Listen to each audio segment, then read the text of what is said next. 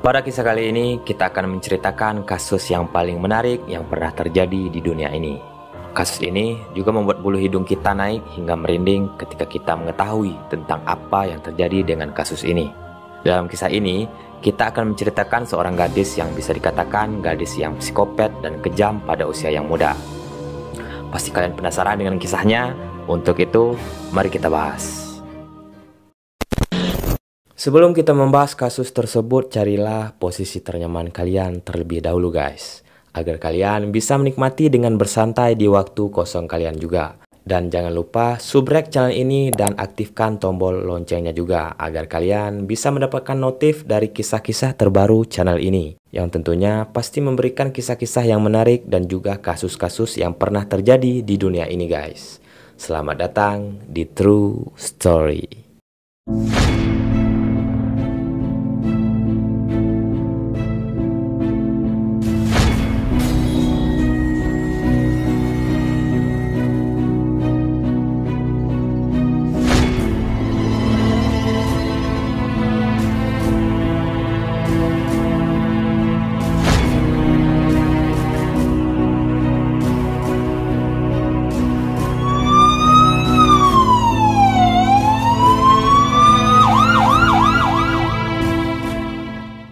Pada awal kisah ini, kita diperkenalkan dengan gadis yang bernama Alyssa Dylan Bastamen, yang lahir dari pasangan Michael dan Kaisar pada tanggal 28 Januari tahun 1994 di Cole, Missouri, Amerika Serikat.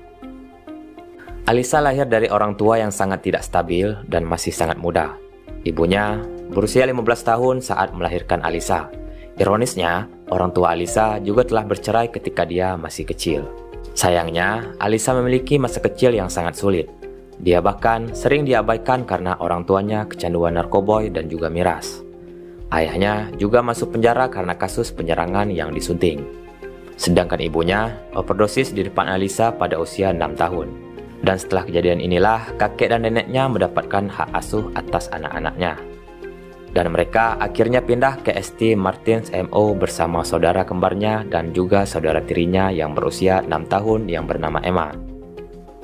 Namun, di balik kehidupan dialami Alyssa, dia juga dikenal sebagai seorang siswi yang baik dan juga pandai menyimpan masalah kehidupannya yang seakan-akan dia menunjukkan kepada teman-temannya bahwa dia seorang gadis yang ceria. Selain itu, kakek dan neneknya juga telah melakukan yang terbaik untuk mengasuh Alyssa dan juga saudaranya yang lain. Alyssa juga tampak dekat dengan kakeknya dan saudaranya yang dibesarkan oleh kakek dan neneknya. Selain itu, kakek dan neneknya juga mengajarkan mereka untuk lebih mengenal agama dan sering melakukan ibadah di gereja. Namun, di dunia maya dan di kamar tidurnya, Alyssa memiliki kepribadian yang sangat berbeda ketika dia berada di luar rumah. Di sosial medianya, dia juga menamai akun pribadinya dengan nama Bad Alyssa yang digunakan secara online. Bahkan, dia juga mencantumkan salah satu hobinya adalah membunuh orang. Selain itu, dia juga mengunggah video dirinya dan saudara laki-lakinya yang sedang menyentrum diri mereka sendiri di pagar ternak listrik. Dan dalam video tersebut, dia jelas-jelas menikmati saat saudara laki-lakinya sedang terluka. Bukan hanya itu, dia juga sering melakukan tindakan yang aneh dengan menyakiti diri sendiri yang membuat luka yang cukup serius pada tubuhnya. Dia juga mengalami beberapa luka parah yang diakibatkan oleh dirinya. Di usia yang muda, dia juga mengukir kata-kata kebencian ke dalam pikirannya. Dan bahkan, dia juga sempat melakukan percobaan untuk membakar dirinya.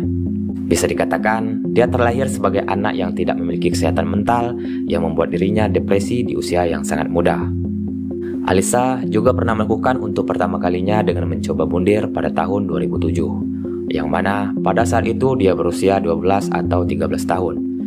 Pada aksi bundirnya, dia meminum sebotol pil yang mengakibatkan dia tidak sadarkan diri. Dan kemudian, dia dilarikan ke rumah sakit untuk menangani perawatannya. Dan ia diberikan dosis awal Prozac untuk obat antidepresan. 2 tahun kemudian, pada tahun 2009, dosis ini dinaikkan yang mana Alyssa menjadi ketergantungan obat pada saat itu. Bahkan, 2 minggu sebelumnya, Alyssa juga hampir menghabisi diri sendiri dan dosis Prozac ini menjadi sangat penting di kemudian hari. Selain itu, Alyssa memiliki riwayat masalah kesehatan mental sejak usia muda. Dan meskipun berbagai tindakan telah diambil, sayangnya hal itu tidak cukup dalam kasus ini. Pada suatu hari, Alisa tiba-tiba mengalami gangguan mental yang sangat membuatnya merasa kacau saat berada di kamar tidurnya. Bahkan, dia juga mulai memiliki hasrat yang penuh untuk membunuh orang yang seakan-akan dia punya bisikan makhluk halus yang mendorongnya untuk melakukan hal itu. Namun sayangnya, dia selalu diawasi oleh kakek dan neneknya saat berada di rumah. Hari-hari dia alami masih tetap sama seperti awalnya, yang mana dia sangat berambisi untuk membunuh seseorang. Akan tetapi, dia bingung untuk melakukan hal itu kepada siapa dia harus melancarkan aksinya. Namun, pada suatu hari dia tidak sengaja melihat dari jendela kamarnya.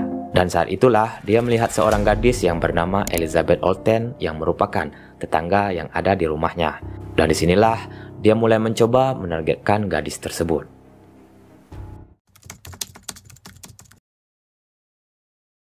Pada malam di hari Rabu yang biasa di rumah bagi ibu yang bernama Patty Price, ia memiliki beberapa anak termasuk Elizabeth yang berusia 9 tahun. Dan pada tanggal 21 Oktober, Elizabeth pergi keluar rumah dan pergi untuk menonton pertunjukan di sekolahnya. Lalu, menghabiskan malam itu untuk melatih dialognya dan lagu-lagu untuk drama tersebut. Sedangkan ibunya pada saat itu sedang memasak untuk persiapan makan malam di rumahnya. Pada saat memasak, ibunya mendengar ketukan pintu dari arah luar. Dan kemudian ibunya pergi untuk membukakan pintu. Pada saat dia membuka pintu, ternyata orang itu adalah Emma, yang merupakan saudara tiri Alisa yang tinggal di seberang hutan dari rumah Elizabeth. Meskipun usia mereka berbeda, keduanya sering bermain bersama di sekitar lingkungan rumahnya. Pada waktu sebelumnya, Elizabeth yang berada di rumah merasa terganggu dengan saudara-saudaranya yang pada waktu itu dia sedang latihan. Dan dia tahu bahwa makan malamnya akan memakan waktu yang cukup lama. Jadi, ibunya menyuruh Elizabeth untuk kembali 1 jam lagi sekitar pukul 6 sore. Namun, pada saat pukul 6 sore, Elizabeth yang pergi keluar sebelumnya tidak pulang ke rumahnya pada waktu yang tepat. Lalu ibunya menelpon ke rumah tetangganya untuk menanyakan tentang keberadaan Elizabeth pada waktu itu. Selain itu, ibunya juga menelpon nenek Emma yang sedang berada di rumah. Lalu ia memberitahu bahwa Elizabeth telah pergi dan tidak pulang pada waktu itu. Lalu nenek Emma juga mengatakan bahwa Elizabeth tidak ada di rumahnya. Lalu ibu Elizabeth yang merasa panik pada saat itu, dia pun menghubungi polisi dan petugas keamanan yang lainnya. Bukan hanya itu, semua orang di kota kecil itu juga ikut mencari keberadaan Elizabeth yang tak kunjung pulang pada hari itu. Petugas juga berupaya melakukan penggeledahan di rumah-rumah yang ada di sana. Pencariannya juga berlangsung sampai pukul 10 malam dan ada ratusan orang yang ikut dalam mencarinya. Ibunya tahu bahwa Elizabeth membawa ponselnya dan dia menelpon tanpa henti sejak putrinya menghilang. Tapi, panggilannya mengarah ke pesan suara.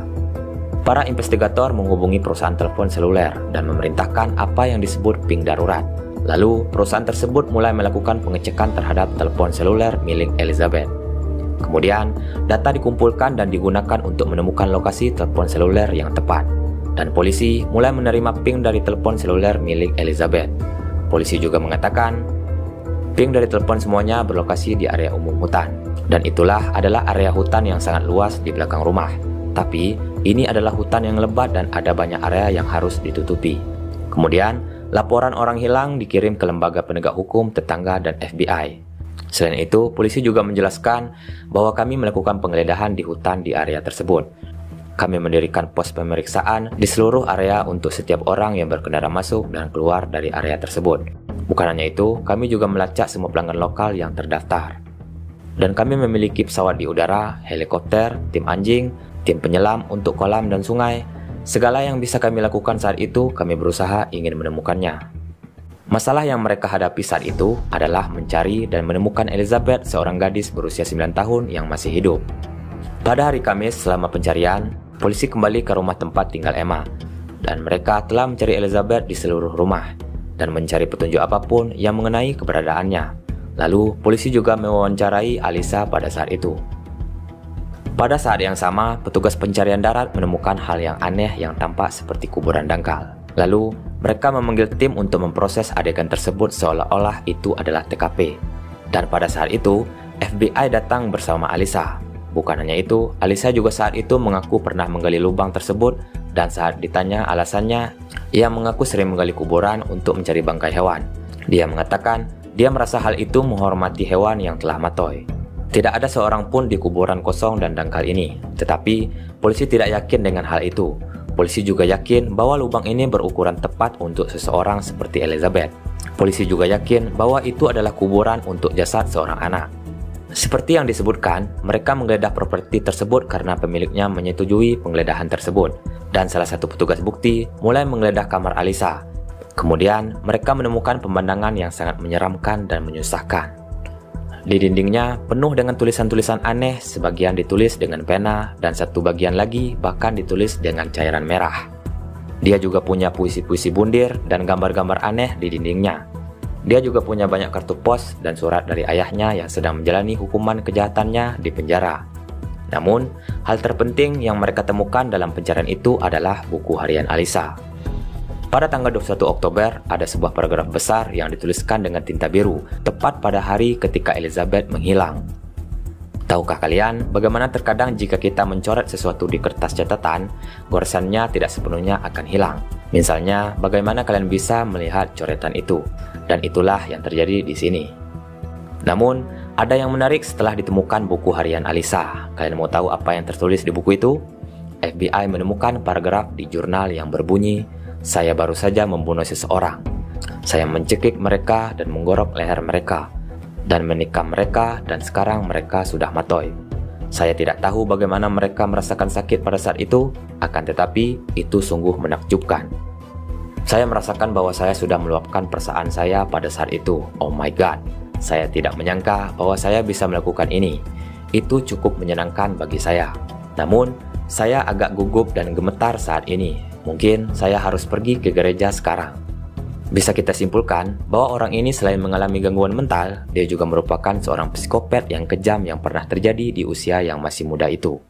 Jadi, setelah beberapa hari kemudian, polisi menanyai semua orang yang mereka pikirkan, mulai dari pacar Alyssa yang bernama Dustin dan temannya yang bernama Jennifer. Tim FBI benar-benar melakukan segala upaya untuk mencari tahu keterlibatannya yang sebenarnya tidak ada. Dan Dustin tidak tahu apa-apa tentang kejahatan itu.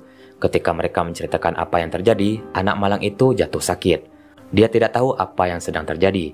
Dia adalah seorang pemuda berusia 16 tahun yang terjebak dalam situasi buruk. Temannya Jennifer menjelaskan lebih lanjut tentang kecenderungan Alyssa untuk membunuh. Alyssa akan memberitahu teman-temannya bahwa dia ingin membunuh teman sekelasnya secara acak. Tepat saat mereka berjalan di lorong, dan terkadang dia akan mengatakan hal-hal seperti ini. "Aku hanya ingin tahu bagaimana rasanya membunuh seseorang dan melihat kehidupan seseorang terkuras begitu saja. Aku ingin tahu bagaimana rasanya kekuatan seperti itu untuk merenggut nyawa dari seseorang." Namun, tentu saja temannya menganggapnya sebagai kegelisahan remaja emo, yang bisa dikatakan mungkin Alyssa tampak seperti orang yang sedang bercanda dengan teman-temannya pada saat pulang sekolah itu. Begitu polisi mendapatkan lebih banyak informasi, mereka membawa Alyssa kembali ke markas FBI dan mulai mencoba untuk mendapatkan pengakuannya. Nah, lagi-lagi interogasi ini mulai menjadi sangat menarik. Polisi mulai dengan menetapkan garis waktu, dan perlahan tapi pasti menemukan lubang kuburan yang digali oleh Alyssa. Dia menemukan masalah dengan waktu sebelumnya, yaitu pada hobi menggali lubang kuburan, dan waktu sebelumnya beserta dengan alibinya. Akhirnya, mereka sampai pada titik di mana mereka mulai membicarakan hal-hal yang diambil selama pencarian. Saat itulah Alyssa mengetahui bahwa mereka telah mengambil buku hariannya. Nah, lagi-lagi, polisi dan tim FBI berhasil mengalihkan perhatian Alyssa ini. Bukan hanya itu, disinilah saatnya kepanikan mulai akan terjadi. Tim FBI mengatakan bahwa kami memiliki buku harian Anda, dan kami telah membaca buku harian Anda, bahkan keinginan Anda untuk terakhir kalinya. Dan pada waktu yang sama, Alyssa mulai merasa panik dan cemas yang akhirnya dia terdiam selama 1 menit di ruangan interogasi itu. Lalu, polisi kemudian mulai membuatnya berbicara lebih banyak. Dan pada awalnya, dia mengklaim bahwa dia dan Elizabeth sedang berjalan di hutan. Lalu Elizabeth pun jatuh dan kepalanya terbentur hingga meninggoy. Dia juga mengatakan bahwa dia membakar jenazahnya karena dia tidak ingin mendapatkan masalah. Polisi juga mengatakan kepadanya bahwa otopsi terlepas dari apakah mayat itu dibakar atau tidak karena sesuatu yang terjadi sampai ke tulang. Terlepas dari apakah mayat itu dibakar, mereka akan mengetahui mengapa Elizabeth meninggoy. Yang bisa dikatakan, polisi dan tim FBI ini mulai memancing Alyssa untuk mengaku atas perbuatannya. Dan bahkan, polisi juga terus mendesak Alyssa karena dia tahu kebenarannya. Lalu, polisi membiarkan dia menceritakan kisah ini lagi sebelum bertanya apakah tenggorokannya dipotong, Dan dalam pertanyaan itu, Alisa pun mengatakan iya. Dan kemudian, seluruh ruangan itu seketika berubah dan terkejut. Bukan hanya itu, neneknya juga putus asa dan Alisa bertanya apakah dia boleh meninggalkan kamar. Dan lalu mereka mengizinkannya. Dia mulai membantunya mengisi kekosongan. Dan akhirnya, polisi membuat kemajuan dalam mendapatkan pengakuannya. Di sisi lain, dia terus mencoba dan berbohong untuk mengatasi kekacauan ini. Tetapi waktunya tidak bertambah. Dia terus berbohong agar terlihat tidak direncanakan sebelumnya, dan inilah alasan menariknya. Pertama, Alisa telah menggali 2 kuburan, dan yang kedua, para penyelidik belum menemukan tubuh Elizabeth, dan mereka hanya menemukan 1 lubang. Jadi, Alisa tetap berpegang pada cerita bahwa dia membunuh Elizabeth. Setelah itu, dia membakar tubuhnya dan membuang sisanya ke sungai. Dalam kepanikannya, dia telah menggali lubang dan berpikir untuk memasukkan tubuhnya ke dalam lubang. Dan akhirnya, dia pun tidak jadi melakukannya. Oleh karena itu, lubangnya menjadi kosong. Ada lagi trik yang menarik dari Alisa, yaitu dia membuat polisi percaya bahwa tubuhnya ada di sungai dan bahwa dia telah menggali kuburan pertama dengan panik. Jadi, dia tidak akan pernah harus mengungkapkan yang kedua. Pada sisi lain, kuburan itu memang benar seukuran anak-anak. Lalu, dia mungkin bisa menjelaskan 1 kuburan kecil kepada polisi. Namun, cukuplah kebohongan dan spekulasi itu. Dan inilah yang sebenarnya terjadi.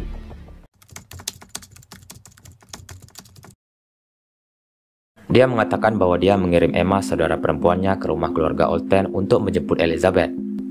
Lalu sejak saat itu, dia mengaku bahwa dia menyuruh Emma untuk pulang dan lalu dia menggandeng tangan Elizabeth dan membawanya pergi ke hutan. Jaraknya 1/4 mil, sekitar 15 menit berjalan kaki ke dalam hutan. Dan menyisakan banyak waktu bagi Alisa untuk memikirkan apa yang harus dia lakukan pada saat itu. Dan kemudian berhenti untuk memikirkan sesuatu. Akan tetapi, dia tetap melanjutkan sambil memegang tangan anak berusia 9 tahun itu sambil berkata, "Ada sesuatu yang sangat menarik untuk kutunjukkan padamu. Letaknya sedikit lebih jauh di atas sini," kata Alisa. Tanpa sepengetahuan gadis kecil itu, Alisa dipersenjatai dengan pisau dapur dan membawanya menuju kuburan yang sudah dia gali sebelumnya. Alisa mengatakan begitu dia tiba di lokasi lubang itu, dia mulai mencekik Elizabeth saat dia menghadapnya. Dia mencekiknya beberapa kali dan menusuknya di dada hingga 6 atau 7 kali lalu menggorok lehernya. Setelah Elizabeth yang digorok lehernya, yang mungkin menyebabkan dia terbunuh dengan cepat, lalu ia kemudian dicekik. Dan pergelangan tangannya kemudian diiris. Dan ia ditikam hingga 8 kali. Setelah itu, jenazah dimasukkan ke dalam kuburan yang telah digali sebelumnya, dan kemudian dia langsung membakarnya.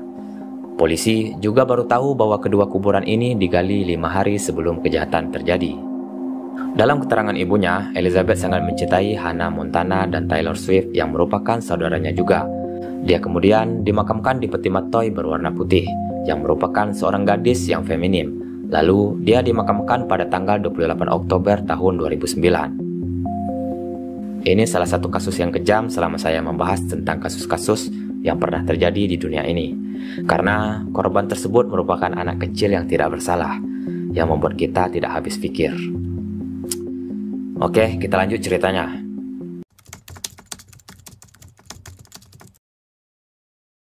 Pada bulan November, Alisa disertifikasi untuk diadili sebagai orang dewasa. Dan dalam persidangannya, Alisa diperiksa oleh psikiater dan kemudian dilaporkan pada dasarnya dia didiagnosis menderita depresi tingkat tinggi. Pengacara pembela memohon kepada hakim agar menyerahkan kasus tersebut ke pengadilan anak, dengan alasan bahwa hukuman penjara federal akan menjadi hukuman matoy bagi kliennya. Namun, hakim menolak argumen tersebut. Sayangnya, karena manipulasi sebagian dari pengakuannya kepada polisi tidak dapat diterima. Tapi, hal itu cukup membuat dia kesal sehingga dia bisa membuat kesepakatan pembelaan yang gila-gilaan. Setelah persidangan yang sangat tertunda ditetapkan, dia menarik pengakuan tidak bersalahnya dan mengaku bersalah atas pembunuhan tingkat 2 dan tindakan kriminal bersenjata. Selama sidang hukumannya, dia berbicara kepada keluarga, mengatakan kepada mereka bahwa dia berharap dia bisa memberikan hidupnya untuk Elizabeth. Namun keluarga menyatakan bahwa ini semua tidak benar. Mereka tidak yakin apa yang harus dipercaya. Lalu dia pun dijatuhi hukuman penjara seumur hidup dengan kemungkinan pembebasan bersyarat dan hukuman 30 tahun berturut-turut berdasarkan hukuman Missouri. Dia akan menjalani hukuman 35 tahun dan 5 bulan sebelum dia memenuhi syarat untuk pembebasan bersyarat.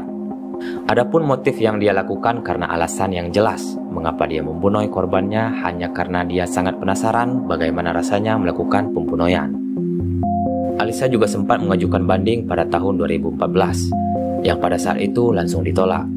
Dia juga dituntut secara perdata oleh Ibu Elizabeth yang diselesaikan dengan ganti rugi sebesar 400.000 US dollar atau sekitar 6,5 miliar rupiah.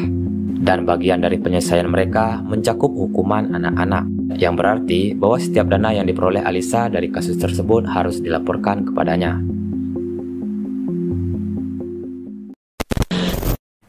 Kisah yang lumayan sadis dan juga membingungkan ini, kita mendapatkan banyak pelajaran, lagi-lagi tentang kehidupan trauma, mental, dan psikologi, yang membuat kita harus berpikir sehat dan selalu menerapkan diri kepada hal yang positif di dunia ini, agar tidak terjadi dengan hal yang sama pada kisah ini kepada kita.